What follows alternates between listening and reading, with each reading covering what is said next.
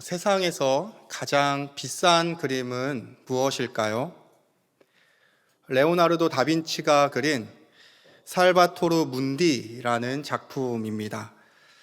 이 뜻은 세상을 구원하는 자라는 뜻을 가지고 있습니다. 세상의 구원자가 누구시죠? 예수님. 바로 예수 그리스도의 우리 예수님의 상반신을 표현한 초상화입니다.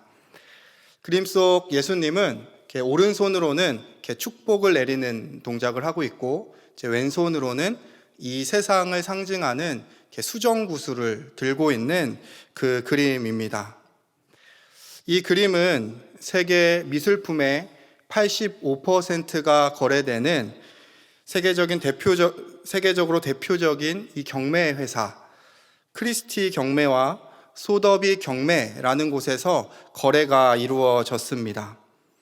최근에 몇 년 안 됐는데요, 2017년에 뉴욕 크리스티 경매에서 최근에 거래가 이루어졌는데 역사상 최고의 가격으로 낙찰이 되었습니다. 이 금액은 미술만이 아니라, 그러니까 그림만이 아니라 그 예술품에서 거래된 그 경매 가격 중 최고의 가격을 기록했습니다. 가격이 얼마 정도 될까요? 무려 4억 5,030만 달러입니다. 우리 돈으로 환산해 보면 약 5천억 원, 놀라운 숫자죠. 5천억 원이나 되는 천문학적인 금액입니다. 그런데 이 놀라운 가격의 이 그림이 약 60년 전에도 거래된 적이 있습니다. 1958년 소더비 경매에서 매물로 나왔던 적이 있었습니다. 그런데 놀랍게도 이때 이 그림의 낙찰 가격은 겨우 60달러에 불과했습니다. 우리 돈으로 환산하면 대략 6만 원, 7만 원 정도 되겠죠. 이 5천억 원과 6만 원, 7만 원은 하늘과 땅 차이입니다.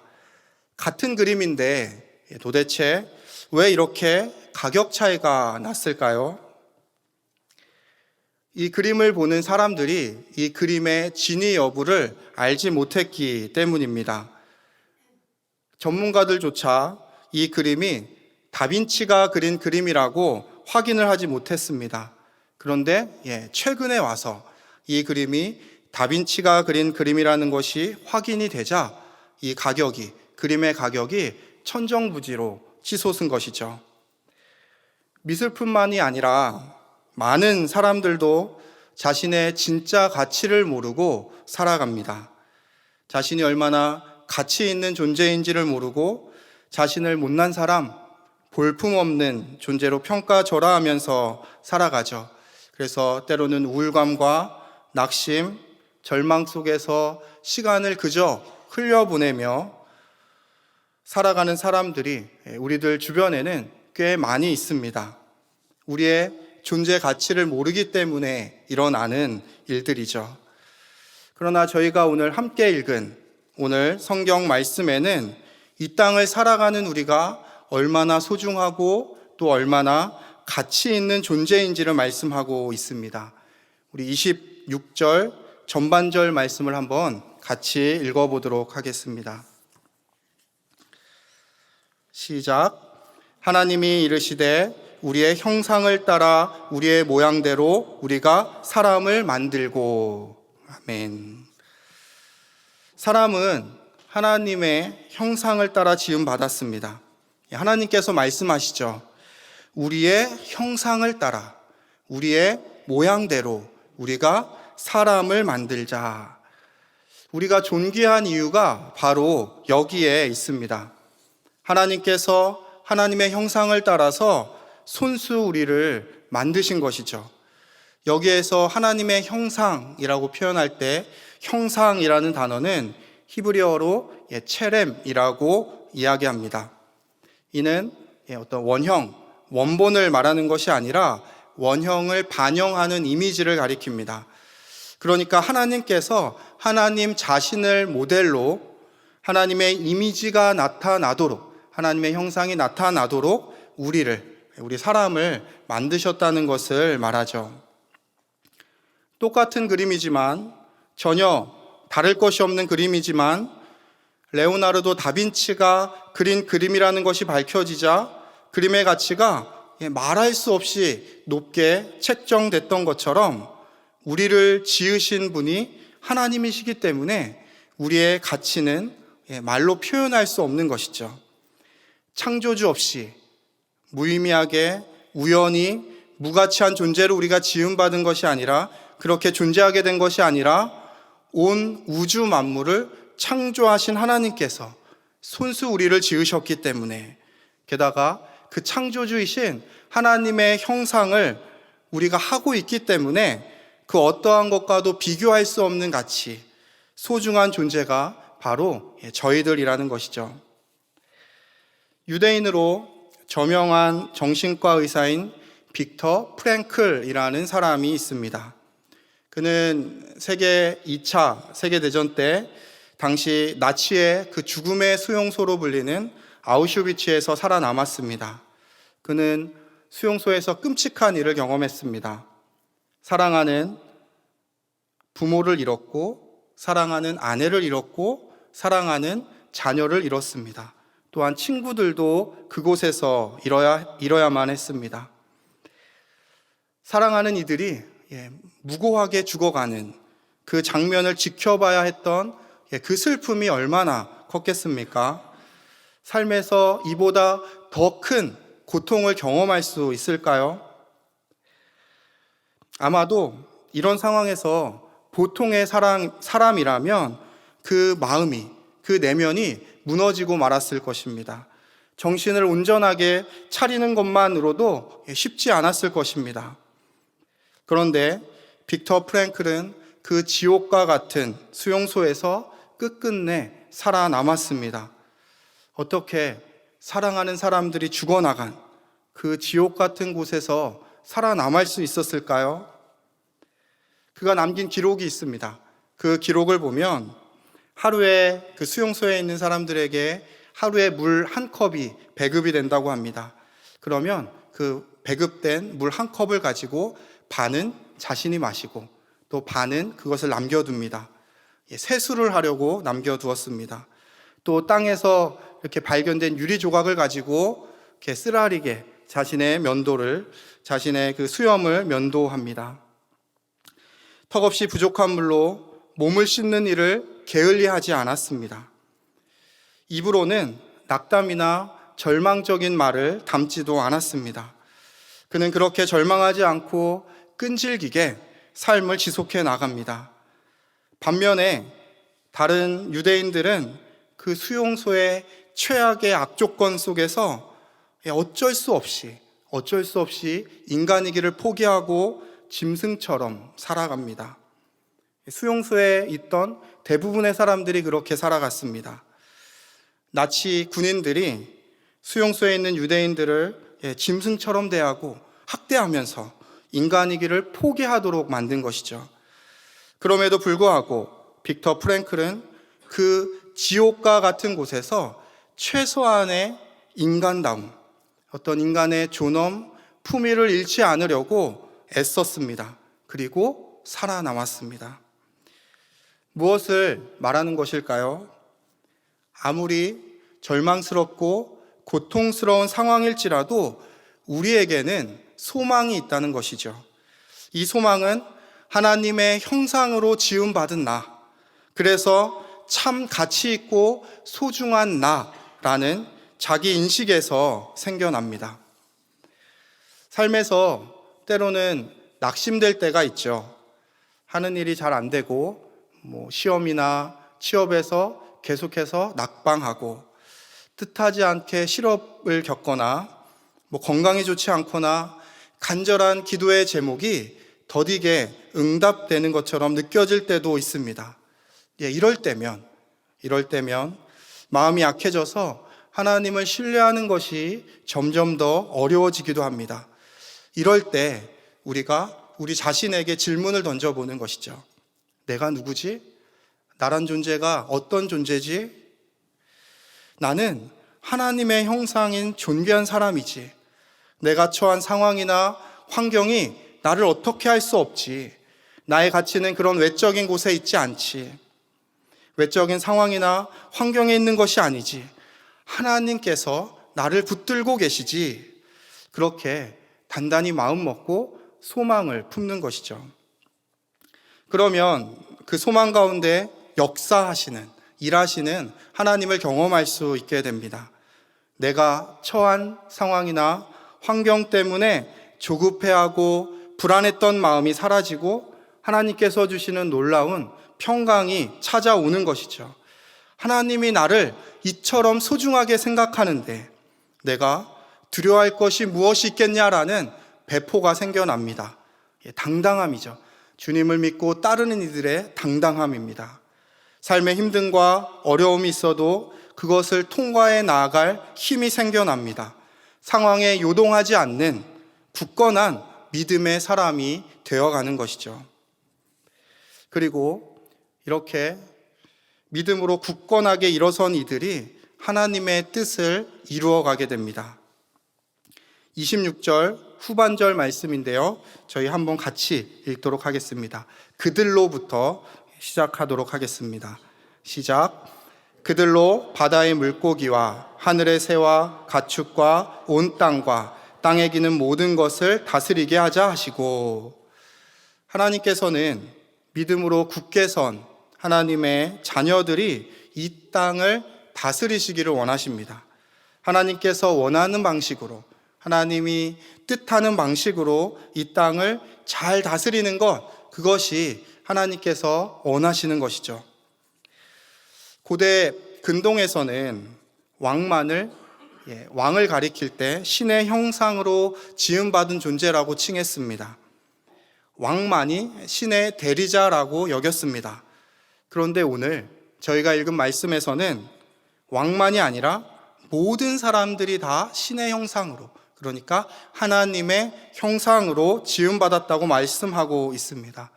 놀라운 어떤 관점의 변화가 일어난 거죠. 하나님은 이 세상에 한 사람 한 사람을 소중하게 여기실 뿐만 아니라 하나님의 형상을 한 왕과 같은 하나님의 대리자로 세우셨다는 것을 말합니다. 하나님께서는 그렇게 하나님의 형상을 한 왕 같은 하나님의 자녀들이 이 땅을 다스리고 통치하시기를 원하십니다. 28절에서 좀 더 구체적으로 말씀하고 있습니다. 제가 읽겠습니다. 하나님이 그들에게 복을 주시며 하나님이 그들에게 이르시되 생육하고 번성하여 땅에 충만하라. 땅을 정복하라.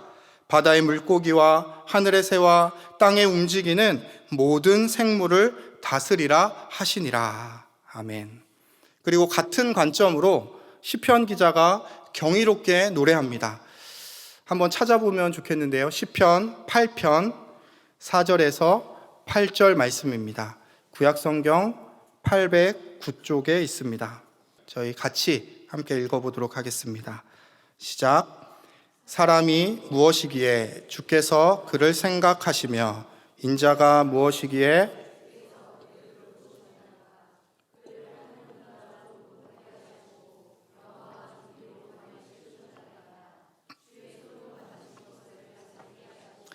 만물을 그의 발 아래 두셨으니 곧 모든 소와 양과 들짐승이며 공중의 새와 바다의 물고기와 바닷길에 다니는 것이니이다.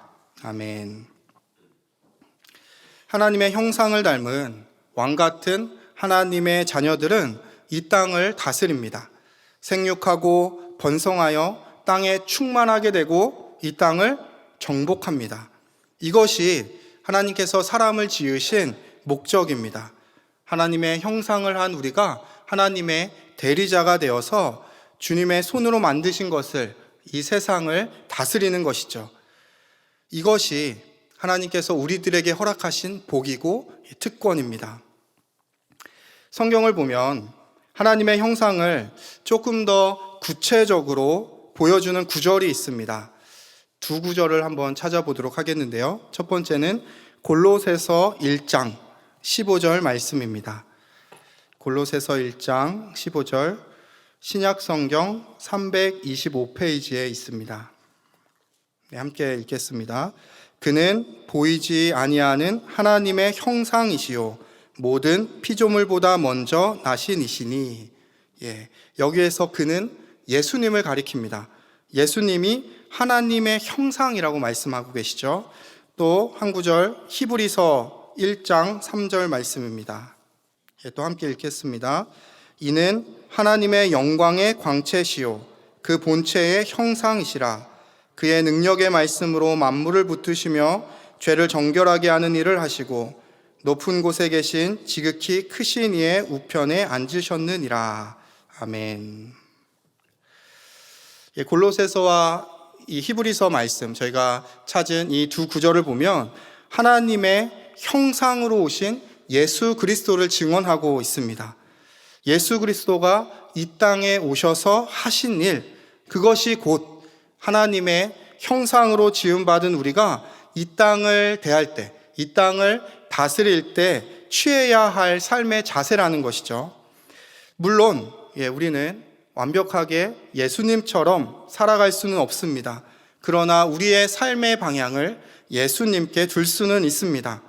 예수님을 닮아가고 예수님을 따라가는 삶, 제자의 삶인 것이죠. 그것이 곧 하나님의 형상으로 지음받은 우리가 나아가야 할 방향입니다. 이 세상을 다스리고 정복하는 것은 강압적인 어떤 힘이나 무력으로 이 땅을 나의 뜻대로 이렇게 하겠다 저렇게 하겠다 하는 것이 아닙니다. 이 땅을 다스리고 정복하는 것은 예수님의 방법으로 이 세상을 섬기겠다는 것을 의미합니다. 예수님은 이 땅에 왕으로 오셨습니다. 왕으로 오신 예수님께서 이 땅을 강압적으로 다스리고 힘으로 굴복시키지 않으셨습니다. 능히 그러실 수 있는 능력이 있으시지만, 그런 권능이 있으시지만 그렇게 하지 않으셨습니다. 오히려 힘과 권세로 이 땅을 다스리라고 말하는 것은 사탄의 방법이죠. 예수님은 광야에서 그 사탄의 유혹을 물리치셨습니다. 그리고 대신에 이 땅을 하나님의 그 사랑과 섬김으로 통치하셨습니다. 겸손하게 낮은 자리에서 하나님의 나라를 선포하셨습니다.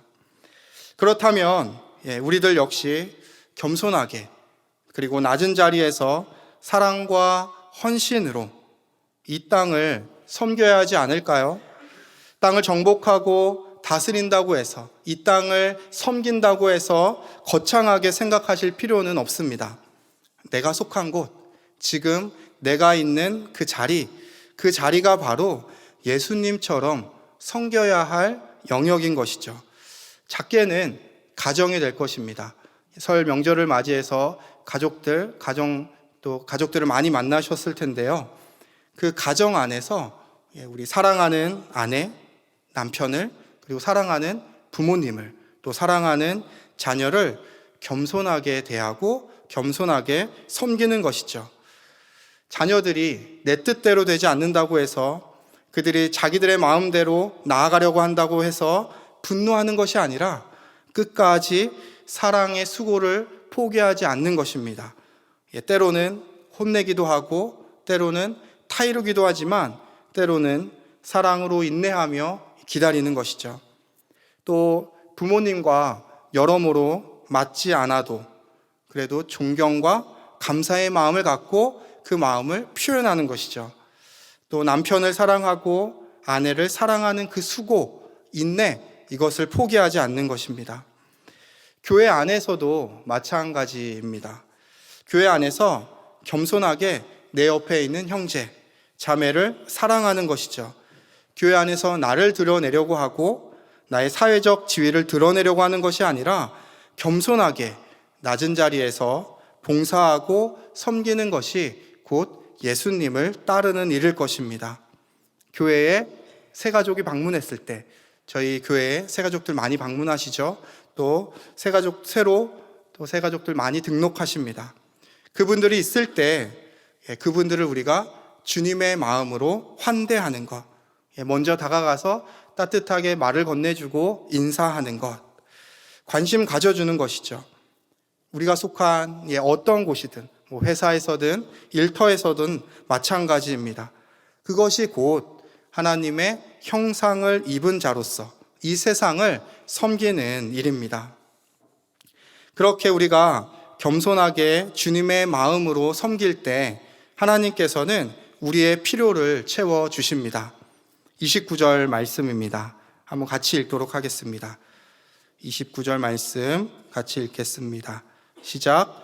하나님이 이르시되 내가 온 지면에 씨 맺는 모든 채소와 씨 가진 열매 맺는 모든 나무를 너희에게 주노니 너희의 먹을 거리가 되리라.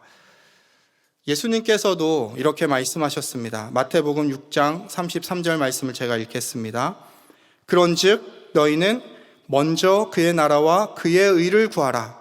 그리하면 이 모든 것을 너희에게 더하시리라. 아멘. 하나님께서 우리들을 먹이시고 입히십니다. 혹시 지금의 형편이나 상황이 어렵다고 해서 너무 낙심하지 마시기를 바랍니다. 하나님은 당신의 사랑하는 자녀를 돌보시고 입히십니다.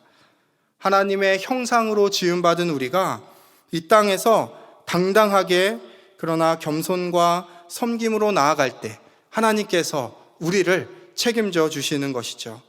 그리고 이런 우리의 삶을 보시며 심히 좋다고 말씀하시는 하나님이십니다. 말씀을 정리합니다. 우리는 하나님의 형상입니다. 하나님의 형상으로 지음받은 참 가치 있고 소중한 존재입니다. 세상의 어려움이 우리를 흔들어도 이 사실은 변하지 않습니다. 이 변하지 않는 안정감 위에 이 땅에서 예수님처럼 겸손과 사랑으로 섬기시기를 주님의 이름으로 축원합니다. 그리고 그러한 삶 위에서 우리의 삶을 채우시고 공급하시는 하나님을 경험하시고 또 주님이 심히 좋아하시는 복된 삶 되시기를 주님의 이름으로 축복합니다. 기도하겠습니다.